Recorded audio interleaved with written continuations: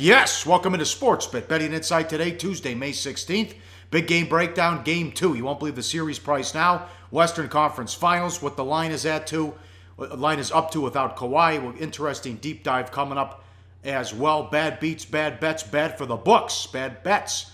The under in the Wizards-Celtics game, 212.5 down to 210.5. I saw 209 at one shop earlier in the day, and the Celtics sped up from 4 to 5. That was bad for the books. The bench strikes again, 48-5. Celtics and bench points. Raise your hand if you had Olynyk as the star and the key for the Celtics winning Game 7. Oh, my God. I mean, Olynyk, look at the tweet from ESPN Stats and Info. Kelly Olynyk outscored John Wall 14-0 in the fourth quarter of Game 7. Now, remember, the Wizards are up 79-76. There's 2 minutes left in the third. Total still in play. Washington as the side is still in play, but as soon as Scotty Brooks went to the bench, Celtics start raining threes, 18-2 run, complete control. And honestly, in a Game 7 situation, that one's a little bit on Scotty Brooks. He had to go back to his starters. Sure, you can't let an 18-2 run happen in this type of scenario. But, I mean, the markets did their usual Game 7 pattern with the total. Money came on the under. The under was no good. Markets did their usual Game 7 pattern with the side. Money came on the favorite. The favorite was good. Of course, you know, hard for that under to cash when Kelly Olynyk scores 26 points after scoring 26 in the previous 3 games combined. I don't know. So it's baffling what some of these coaches do. At one point in the third quarter, he had Mahimny, Bogdanovich, and Jason Smith on the floor.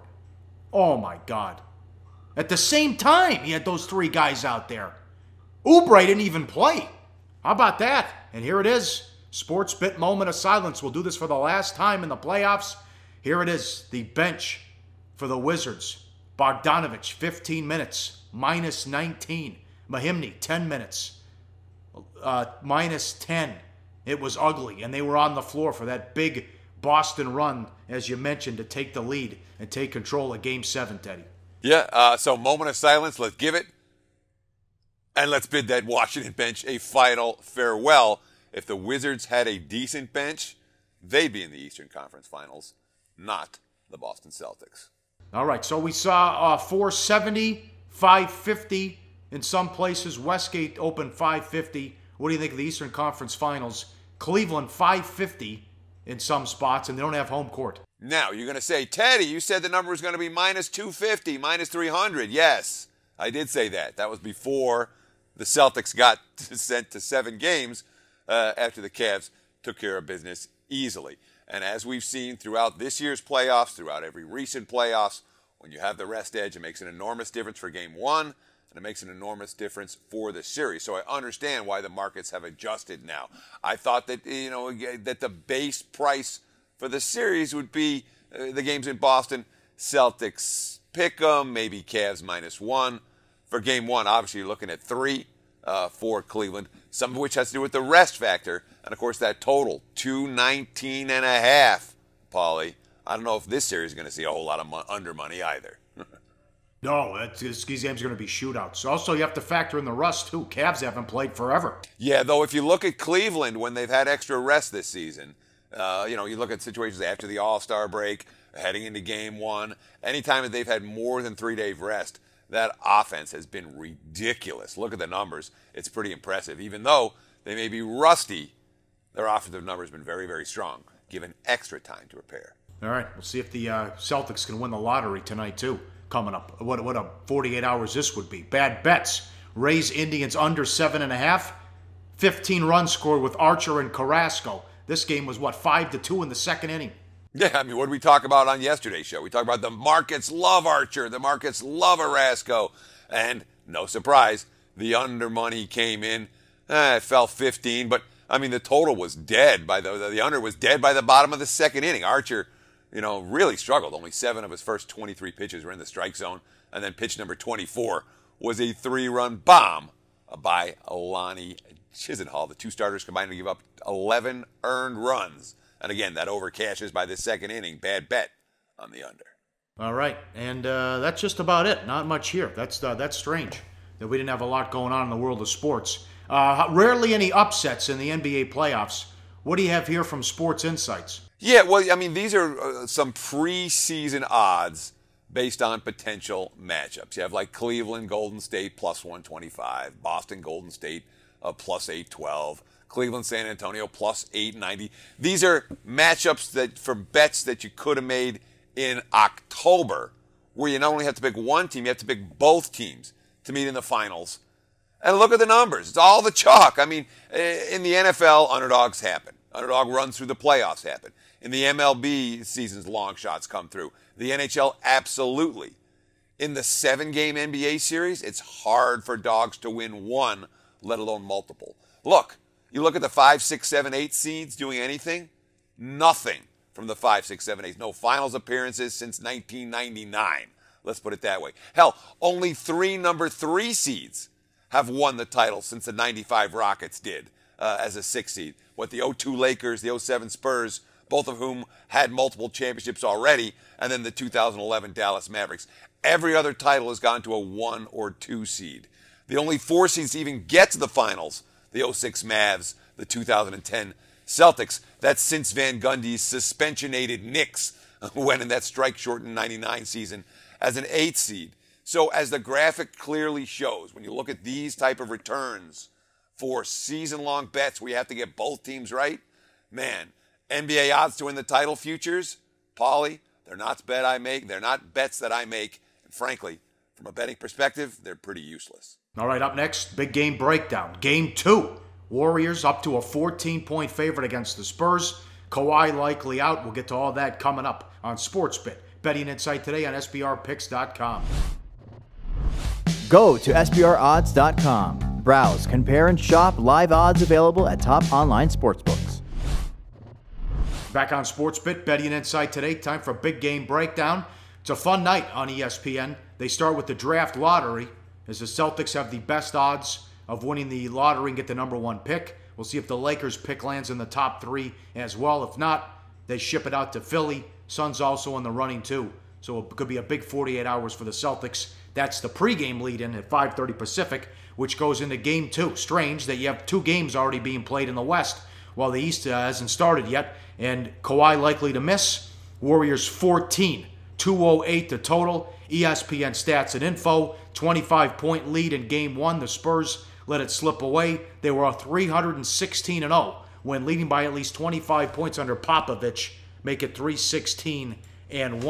Now they catch a break here because Game 3 is until Saturday, Teddy. So no Kawhi, get some extra rest, see if he'll be ready for Game 3. Likely down 2-0 though. Well, yeah, I mean, that's what San Antonio is looking to do. They're giving him almost a full week to heal, and that's how the NBA gets away with the first 2 games for the Western Conference, before the Eastern Conference has played even one, by giving the Western Conference an extended break between Games 2 and 3. And we talk about the impact of Kawhi. I mean, first of all, the playoffs have, and the MVP award is not based on playoff results, but the playoff results have made me think, wow, maybe this guy was the MVP this year. But Game 1, 26 points, 8 rebounds, 3 assists, 1 steal, only 1 turnover. That was in less than 24 minutes, and obviously they had a 25-point lead when he got hurt. And the first half, when he's on the floor, the Spurs made shots, 52% from the floor. They won the boards, +6. And when you're making shots and winning the battle of the boards, guess what? The Warriors can't run. Advantage Golden State. Second half, without Leonard, the Spurs didn't make shots. They shot only 42% from the floor. They got killed on the boards, -12 over the back half of the game. And Golden State got out running. Look at the graphic. So clear. First half, Spurs win the fast break points. Second half, they're -21. Hence the Warriors' enormous run out. And I don't know how that changes for game number 2, because now we're talking about a Spurs team that doesn't have their best defender. And now they have to build some kind of offensive chemistry without Kawhi Leonard or Tony Parker to run the show. Mills was terrible in Game 1. He only made 1 shot. He said, quote, I think it was the pressure. They upped their defensive pressure. We kind of got rattled from that, not knowing what to do and being organized. For the majority of the game, we were organized. We were trying to take the air out of the ball, out of the gym. That doesn't make sense. But they upped the aggressiveness defensively and caught us out of rhythm. Now, here's the big issue here. Curry and Durant went off, scored 74 points. The rest of the team, 39 points on 34 shots. Again, why Mike Brown is doing such a poor job. The Warriors have been outscored in the second quarter of the playoffs. The 14-point lead went up to 23 early in the second quarter because for whatever reason he sits Curry and Durant at the same time, which is ridiculous. But that lineup he puts on the floor in the second and the fourth quarter, if Klay Thompson's the only guy who can shoot, he was 2 of 11 in game 1, and he had a horrible game. So that's something to see if Thompson bounces back as well. But it was just a two-man show for the Warriors. Their bench stunk in game 1. Horrible. Nobody did anything. And now Iguodala is questionable with the knee injury. Sure. So, how much of the coaching is still Steve Kerr versus Mike Brown? You see the quote from Kerr, we got to find that balance between pace and discipline, right? So we're a little out of sorts because we're trying to push it, and now we're turning it over a little bit. I thought our defense was actually really good in the first quarter. So get your poise back. Wings, run like crazy. Just settle in on like 3 stops in a row. 3 stops in a row, and the push will come from that. Settle in, we'll be all right. This is what Kerr said at halftime. So, yeah, Mike Brown is making the substitutions, but Kerr's still talking the talk. But, you talk about the Klay Thompson struggles. Thompson's not supposed to struggle with Patty Mills defending him, and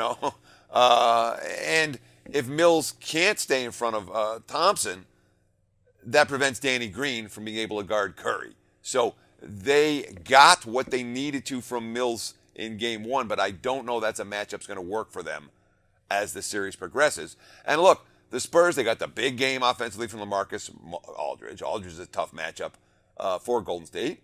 And he's too tall for Green. He's too strong for Durant. He's too quick for Pachulia. 28 points on 11 of 24, but 6 turnovers. That Warriors defense is really, really good. And the MRI, you talk about Iguodala, the MRI on Iguodala's knee showed no structural damage. Very questionable to play tonight, however. We're looking at 2,500 on the money line. What's the series price now? 3,000, 3,500 higher? Yeah, let me get the current number right now. I'm looking, it says high. Let's say Westgate on the Warriors is minus 5,000, plus 1,500 on San Antonio. Chris offshore minus 3,500 for the Warriors, plus 1,375 on the Spurs. And most of the prices are right in between them. 5 dimes is probably the place to go if you want to lay it with Golden State. If you're a bridge jumper, you can find the best number there, minus 2,750 on Golden State to win the series. All right, MLB, live odds, sportsbookreview.com, and SBR odds. Check out the rating guide. Make sure you're betting with a trustworthy shop. Arroyo and Lackey. Cubs at home against the Reds. Cubs $2, no overnight totals at Wrigley. We expect a 10 or a 10.5. The 4th place Chicago Cubs.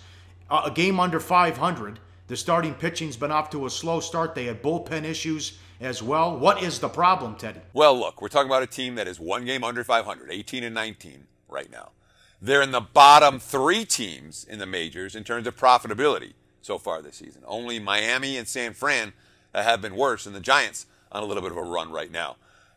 And you say, why? Well, one factor you can really point and say clearly this is a problem for Chicago. We talked about the starting pitching and that decline this season.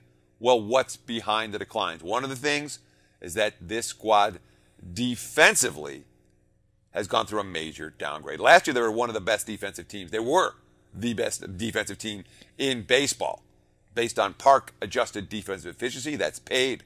And you look at the BABIP numbers, batting average on balls in play, which is another measure of how good the defense is doing.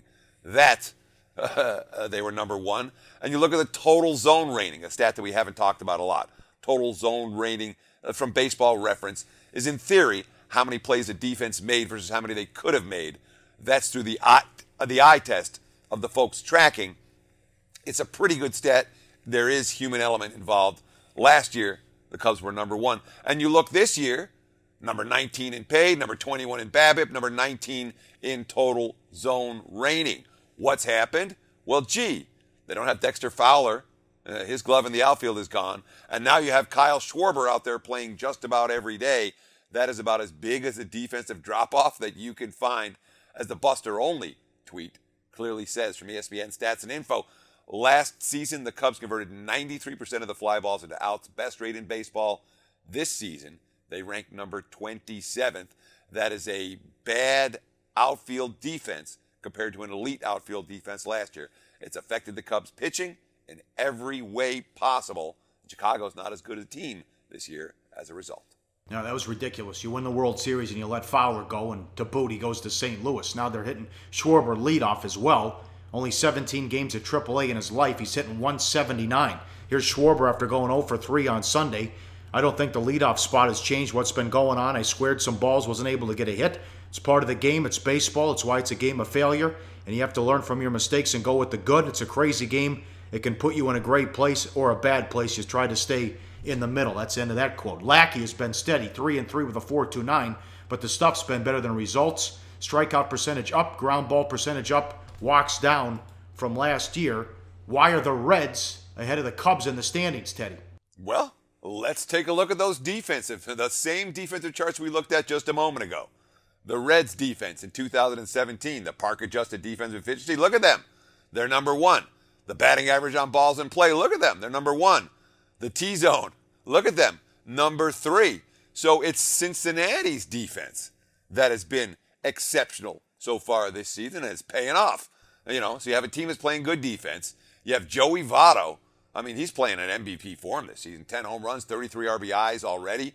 They've been dealing with pitching injuries. Homer Bailey and Anthony DeSclafani, a guy that we liked a lot last year. Brandon Finnegan on the DL. Tim Edelman have to go on the DL. But even with those pitching concerns, the defense and the lineup has done well enough to make Cincy a very profitable early season bet. We get back to this game with the play of the day. Coming up, the deep dive advice for bettors out there who want to become sports bettors on SportsBit. Betting Insight today on SBRPicks.com. Research before you bet. Be sure to check out SBR Picks for the best game predictions, breakdowns, and much, much more. Wrap it up on SportsBit. Betting Insight today. Pauly and Teddy deep dive. Todd Furman on the Bet the Board pod. If you were giving advice to new sports bettors, what are the first 3 things you'd tell them? Hard questions to answer in 140 characters.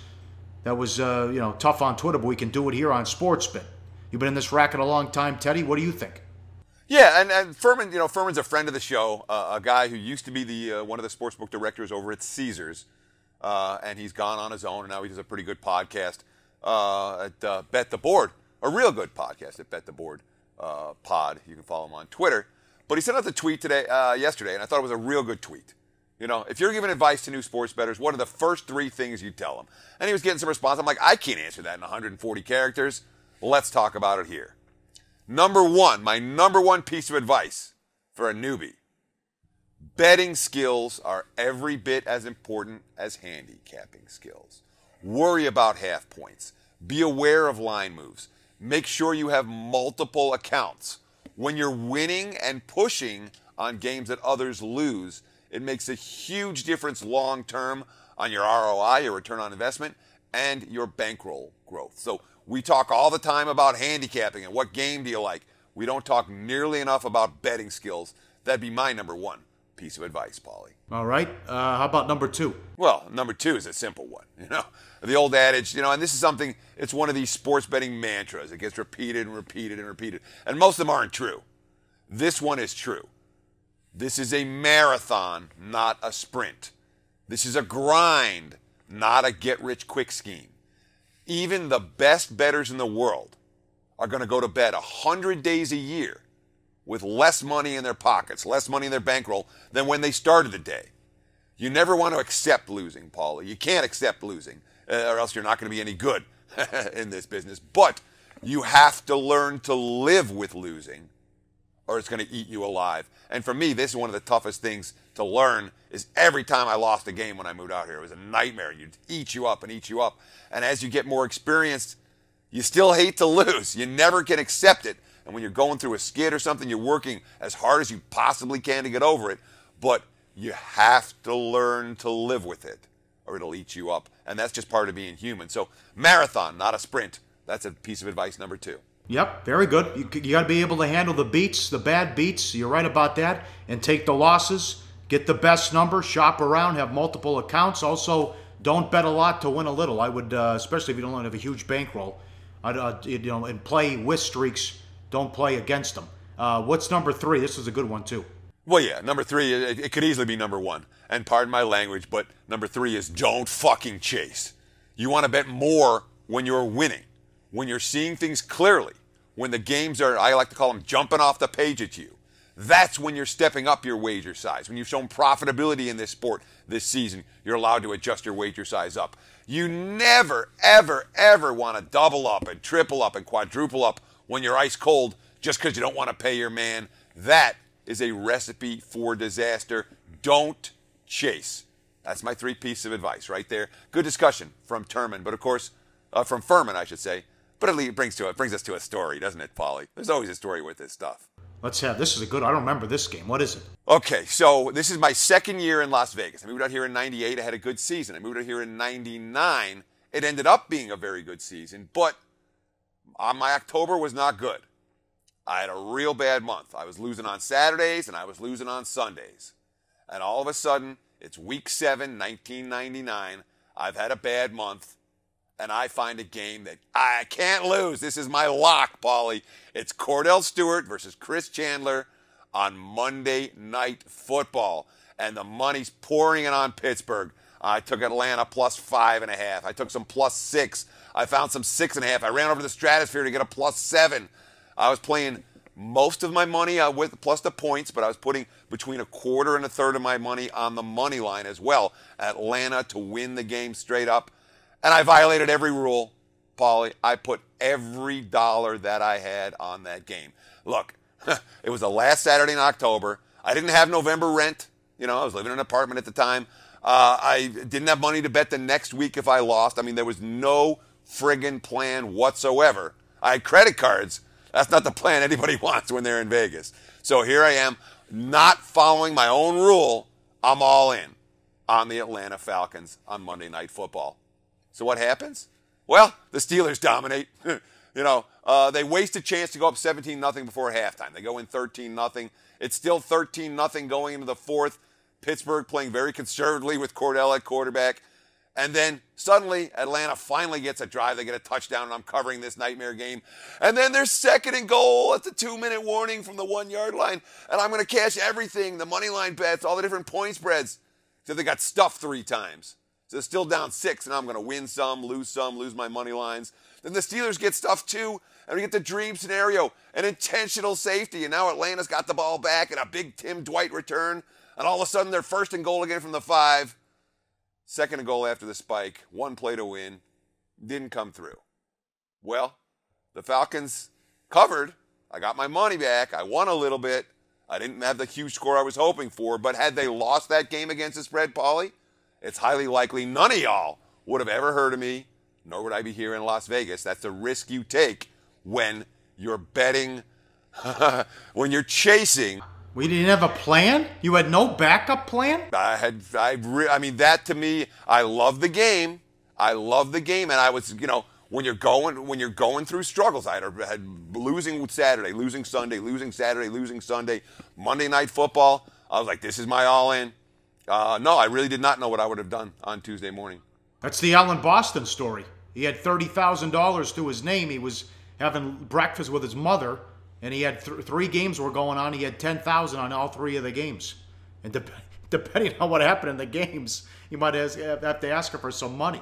That was great. Allen, he would fire when he had cash, especially in the early days. Money time, play of the day, betting number 903, 904. Cubs, Reds over, 10 good. Good to 10.5, even 11. Markets are not mature on the Cubs total. When we record, game time, temp in the 80s. Wind's supposed to be blowing out to left. Let's do it. Let's go over in this one and get back on track. Recap the lottery, recap game 2, and we look ahead to the Eastern Conference Finals on Wednesday's Sports Bet. Betting Insight today on SBRPicks.com.